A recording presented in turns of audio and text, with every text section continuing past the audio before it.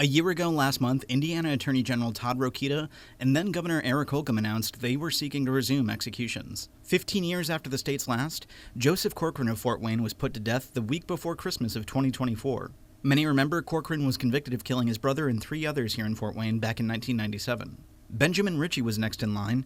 His sentence was carried out back in May, nearly 25 years after he shot and killed a Beech Grove officer back in 2002. Last month, Governor Braun revealed the state recently paid more than $1 million for 4 doses of pentobarbital, but 2 doses expired before they could be used, wasting $600,000 in taxpayer money.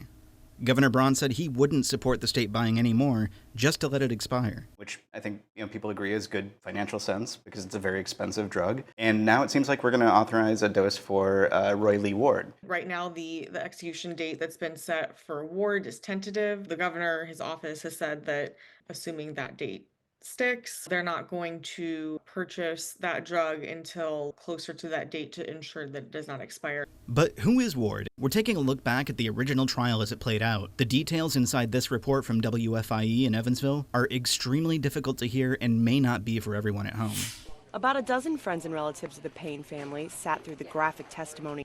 Since Stacy died in a Louisville hospital, it was a Kentucky deputy state medical examiner who performed her autopsy. Donna Hunsaker drew diagrams and showed pictures of the various injuries Stacy suffered in her Spencer County home on July 11, 2001.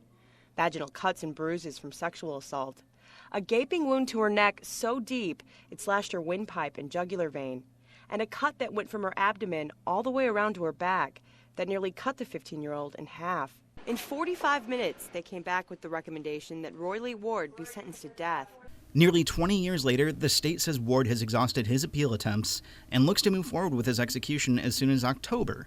But what about Governor Braun's recent comments? You have the governor saying publicly, look, maybe we should think about all this and revisit how we handle capital punishment. And then you have the Attorney General's office saying we want an execution date. And then the state Supreme Court saying we're just doing our job by providing that date. What does the rush seem to be to put a man to death who's been on death row since the early 2000s? Do you think there's something not lining up between the Attorney General's office and the governor's office? You would have to ask them that. 21 Investigates did. We reached out to Governor Braun, and we asked the Attorney General's office if they'd consider holding off on those requests for execution dates in favor of letting lawmakers weigh in on the situation and come up with a solution that saves Hoosier taxpayers money. We did not immediately hear back. We will keep you posted on the cost of execution. For 21 Investigates, I'm John Wagner reporting.